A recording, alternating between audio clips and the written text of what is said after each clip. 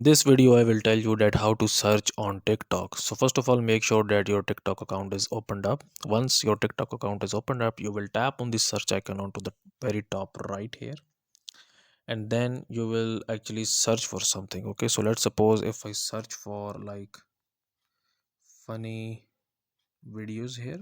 Okay, then you will tap on search, and at the bottom at the top you will see these different type of tabs here. Okay, like top, then videos, user sounds. So if you find the videos which contains this keyword funny videos, you will tap on the videos tab there. Okay, so you will tap on videos tab here, and it will gets you all the videos from TikTok which contains this funny videos hashtag or keyword.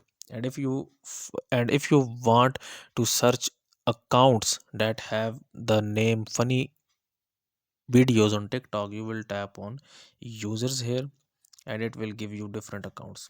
And if you want to get the sounds, of course, you can tap on this one. If you want to get the places, you will get this one. And if you want to get the hashtags, you can tap on the hashtags. So that's how to search on TikTok. So guys, if you find this video useful, kindly like this video and subscribe to my channel, and I will see you in the next video.